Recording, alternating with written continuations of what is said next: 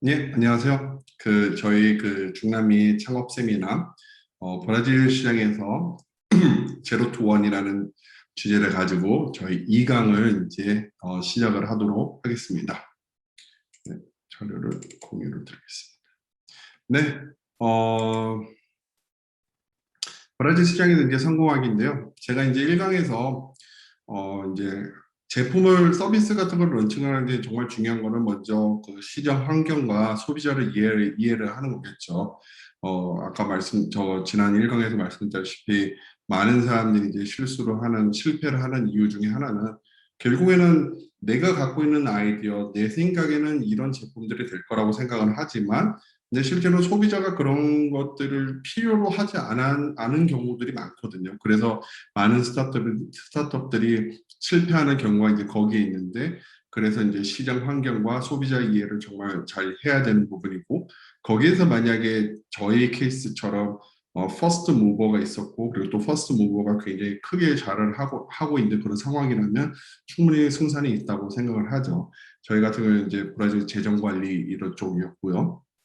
그리고 이제 두 번째는 경쟁사 제품이 어떻게 되어 있고 거기서 내가 들어갈 수 있는 분야가 어디에 있느냐 이런 것들은 이제 잘 살펴봐야겠죠.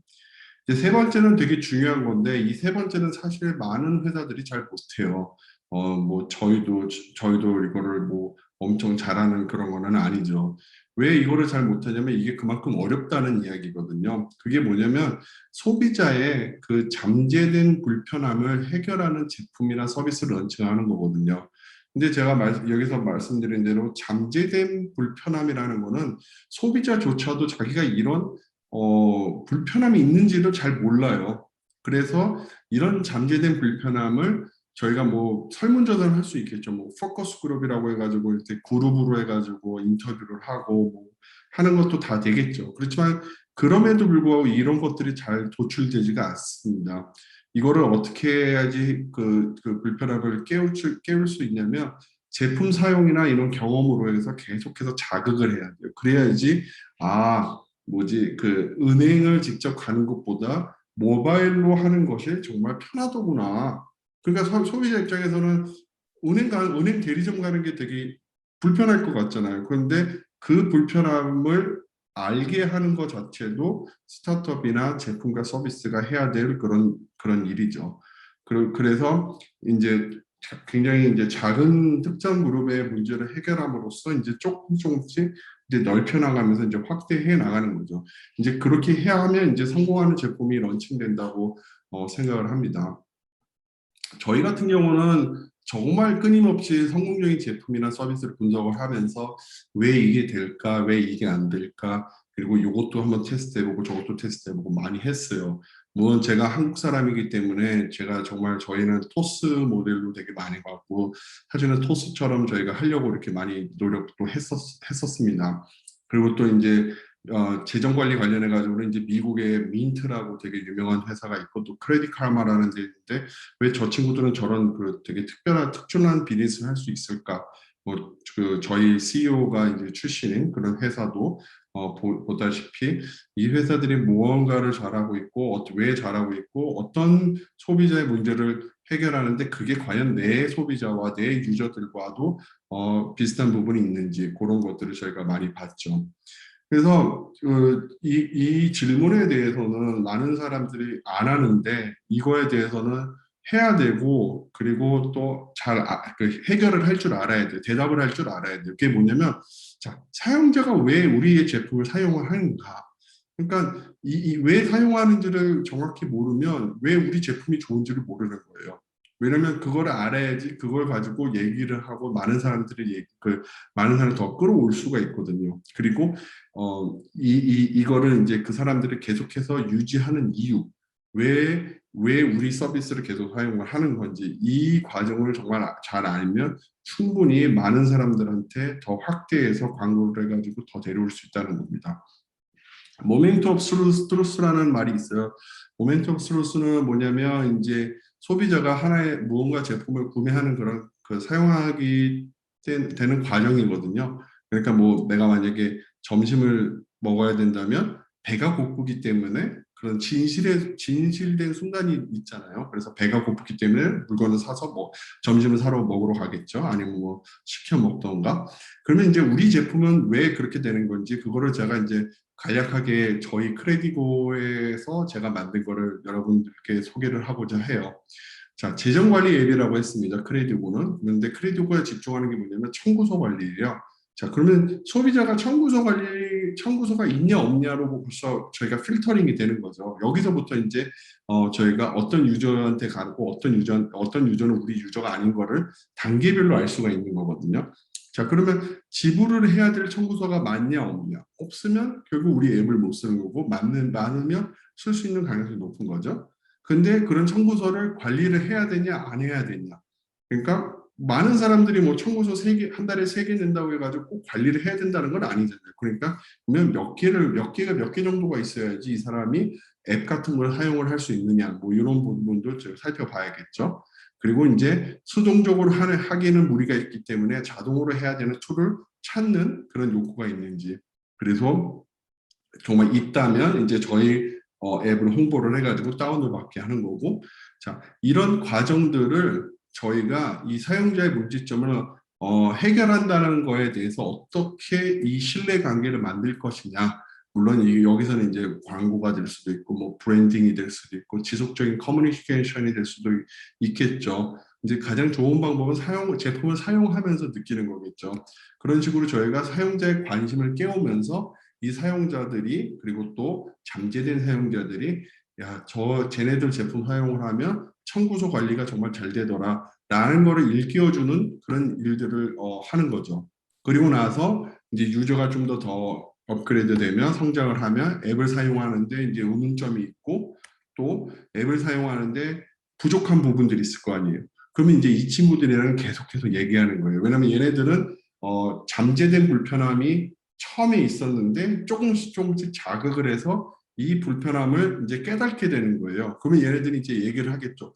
야, 이런 것도 있었으면 좋겠는데 저런 것도 있었으면 좋겠는데 그거를 들으면서 이거를 우리가 만약에 한다면 얼마나 많은 사람들한테 커버리지가 될 것이냐. 그러면 정말 많은 사람들이 갈 수가 있다고 판단이 되면 이거는 무조건 해야 된다. 이거를 빨리 런칭을 해서 테스트를 하면 충분히 우리 제품이 좀 더 좋아질 수 있겠다라고 하는 거죠.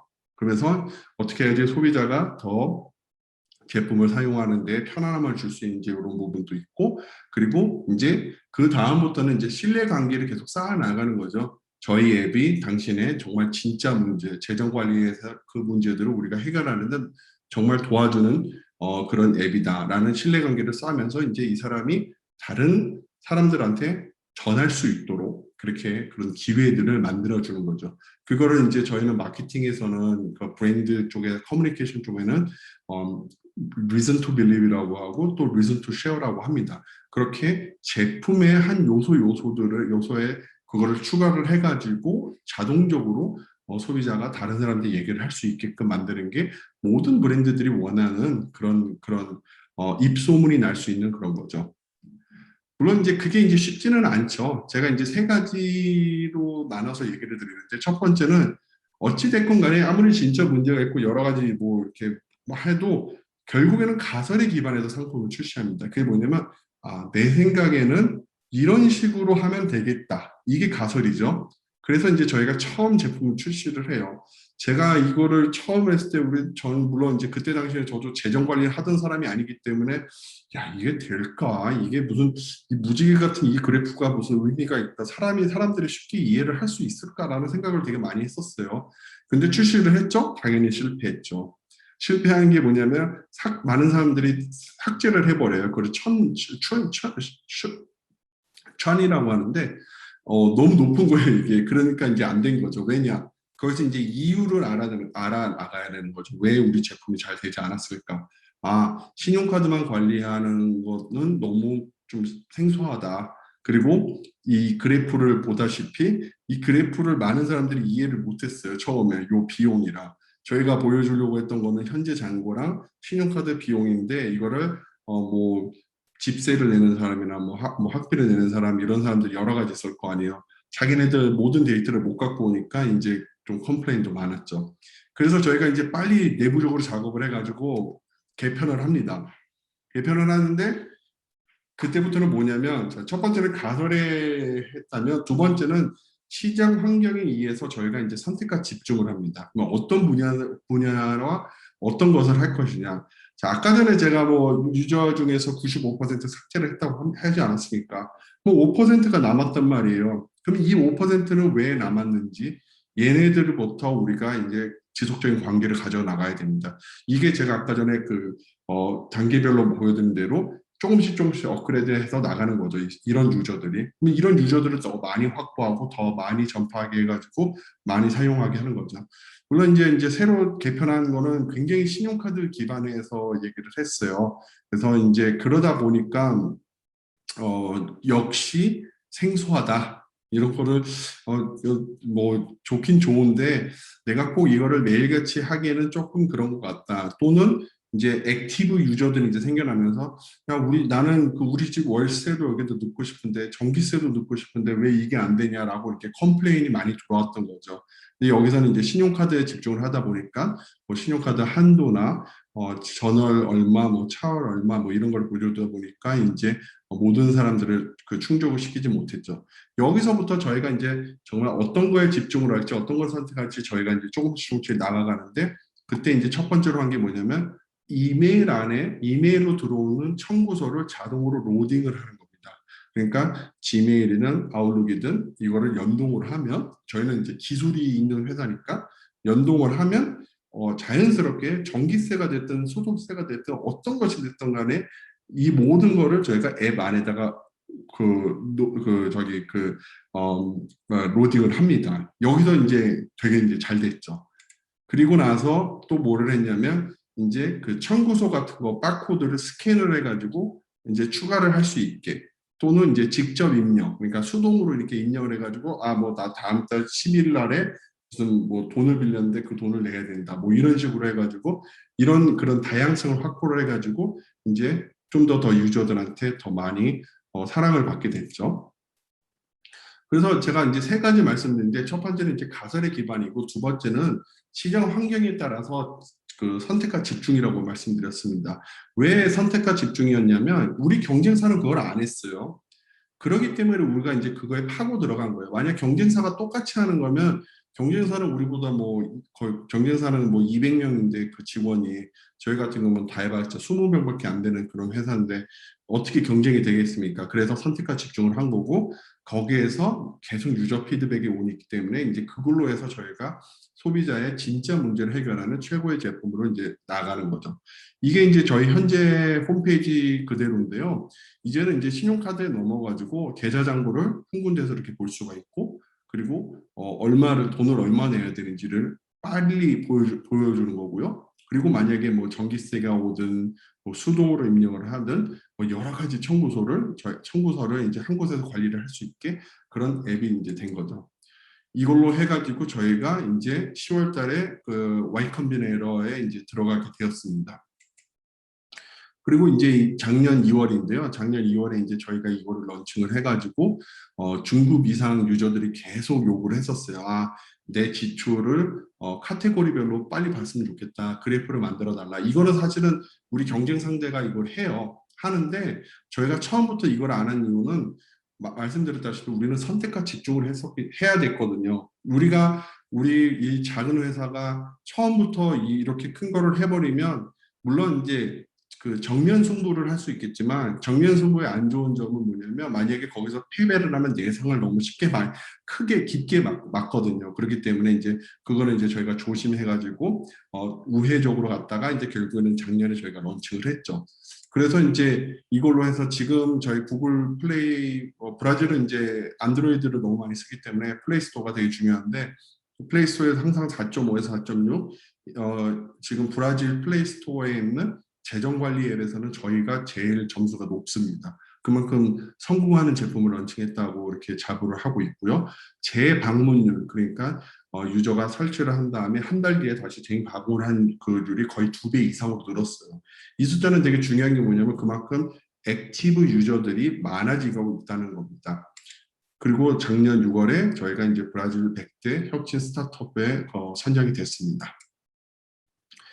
그래서 저는 브라질에서 서비스와 상품을 성공하려면 물론 이제 다른 시장도 비슷할 거라고 생각합니다. 특히 중남미 안에서는 어느 누구든 어쨌든 가설이 기반한 상품을 출시를 하게 됩니다. 그리고 시장 환경과 경쟁사 이런 부분들을 다 고려를 해가지고 그 기회에 대해서 이제 선택과 집중을 해야 됩니다. 방금 말씀드린 대로 카테고리 그래프는 저희가 처음부터는 안 한 이유는 우리는 그거보다 더 중요한 거, 우리 경쟁사가 못하는 것들을 해야 된다라고 판단을 했기 때문입니다. 이거는 제가 정말 강력하게 주장을 했었고, 제가 또 전에 있었던 회사, 이렇게 상품 마케팅 쪽으로 있었다 보니까 일단은 제일 중요한 거는 소비자들이 많아지는 게 중요하기 때문에, 유저가 많아지는 게 중요하기 때문에, 그러기에는 경쟁사가 하는 것보다는 차별점을 둬야 된다고 이렇게 초점을 줬습니다. 마지막으로는 가설 플러스 유저 피드백. 유저 피드백이 정말 중요한데, 유저가 요구하는 대로 분석하고 이게 진짜 맞는 이야기인지, 이게 과연 많은 사람들이 필요한 것인지 아닌지를 빠르게 판단하고 분석해가지고 진짜 문제를 해결하는 그런 최고의 제품을 런칭하는 거죠. 그래서 간단히 서비스와 상품, 시장 인식, 경쟁사 충분히 한 다음에, 그리고 테스트를 어떻게 하냐? 페이스북이나 구글에서 하면 되는 거예요. 페이스북, 구글 굉장히 쉽거든요. 만지기도, 그 캠페인 세팅하기도. 그래서 이제 지속적으로 이제 캠페인하면서 지속적으로 개선을 하는 거고, 그리고 이제 소비자 재방문율. 아까 전에 제가 삭제율이라고 했는데 뭐 거의 비슷한 이야기죠. 재사용률 이거를 계속 이제 극대화를 하면서 비즈니스를 이제 확장할 수 있는 동력을 확보하는 겁니다. 저는 그래서 뭐 여러 가지 이제 프레임워크도 있고 뭐 많잖아요. 근데 마케팅 믹스가 제일 중요해요. 이게 기본 중에 기본이거든요. 그 간단한 게 뭐냐면 상품. 자, 상품 방금 말씀드린 대로 환경이나 소비자 차별점, 가격, 무료냐, 유료냐, 얼마에 팔 것이냐, 그리고 홍보. 우리 제품이 왜 다른 회사 제품보다 더 좋은지, 안 좋은 점을 이제 부각을 해야 되는 거죠. 안 좋은 점을 부각하면 안 되죠. 그러면서 이제 그 디지털 캠페인 통해 가지고 저기 테스트 하는 거고, 그리고 저희가 1강에서 말씀드렸다시피 이제 그 중남미는 이제 디지털 인구가 많고 유저 비용이 싸기 때문에 지속적으로 소자본으로 이제 테스트를 해가지고 데려와서 한번 보고 숫자를 보고 시간을 갖고 빠르게 당장 다음 달에 100만 명으로 가는 게 아니라 몇 명이 남았어? 오케이. 이번에 10%가 남았구나. 또 런칭하고 몇 명이 남았어? 이렇게 보는 거죠. 그리고 이제 유통을 하는 거죠. 그런 식으로 해서 소비자의 니즈가 있고, 그리고 자사의 장점이 있죠. 당신이 갖고 있는 장점. 그리고 이제 경쟁사가 충족을 못하는 부분들이 있잖아요. 요거를 분석을 하는 거예요. 저희 같은 경우는 그 소비자가 이제 쉽게 한눈에 알아보고 관리를 할 수 있는 그런 앱이 필요하죠. 왜냐하면 재정적인 문제가 많잖아요. 아까 그 저희 1강에서 말씀을 드렸다시피 뭐 브라질 사람들은 신용 쪽으로 문제가 많고 또 많은 사람들이 이제 신용카드 체납도 있고 뭐 그런데, 그러면 소비자의 니즈는 분명히 있다는 거죠. 근데 가설을 갖고 우리가 어떻게 제품을 런칭할 거냐 이거였는데, 이제 그러면 자, 경쟁사가 갖고 있는 갭이 무엇이냐? 경쟁사가 갖고 있는 거는 제품이 너무 어렵다. 그래서 계속해서 차별점을 둔 거죠. 저희는 바로 돈이 얼마나 들어오고 돈을 어떻게 어떤 식으로 쓰고 있는 것보다는 분석을 한 거는 가장 간단한 청구서부터 신용카드부터 이렇게 이제 시작을 한 거고, 그리고 우리가 갖고 있는 장점이 뭐냐? 하나죠. 우리는 아까도 저번에도 말씀드렸다시피 우리는 개발 능력이에요. 우리는 중국 항주에 개발팀이 있기 때문에 충분히 이런 식으로 이렇게 구현을 하면 된다라는 그런 결정만 있으면 저희 팀이 굉장히 빠르게 그 제품을 만들어 가지고 런칭을 해서 테스트를 하는 거죠. 실제로 그 이메일 청구서 이거는 저희밖에 없어요, 브라질에서. 심지어 이게 구글이나 아웃룩에 이런 API라고 해가지고 실제로 연동이 가능하거든요. 어느 누구도 다 연동을 할 수 있는데 이거는 브라질에서 우리밖에 안 합니다. 그러니까 그 조금 더 찾아보면 할 수 있는 건데 많은 사람들이 안 하더라고요. 네. 그러니까 이렇게 요 프레임으로 하면 충분히 승산이 가능해서 저희는 이제 그렇게 진행을 했습니다. 저는 또 요 마르셀로 클라우레가 얘기한 거를 소개를 하면서 2강을 마무리하고자 해요. 마르셀로 클라우레가 인터뷰에서 나와서 얘기하는 게 뭐냐면 브라질에서 만약에 이길 수 있다면 정말 어느 곳에 가서도 이길 수 있다라고 합니다. 왜냐하면 브라질에서의 비즈니스는 정말 어렵거든요. 그래서 브라질에서 비즈니스 하는 거는 정말 다른 나라든 어디든 간에 이 잠재된 문제를 아주 어려운 잠재된 문제를 해결하는 방법을 가르쳐 준다. 브라질에서 비즈니스로 성공을 하면. 그래서 이런 식으로 제가 이제 2강을 끝마무리를 하고자 합니다. 네, 제 연락처는 여기 그대로기 때문에 이런 질문 사항이나 뭐 이런 게 있으면 언제든지 이메일 보내주시면 됩니다. 그러면 저는 이제 마지막 3강으로 찾아뵙도록 하겠습니다. 감사합니다.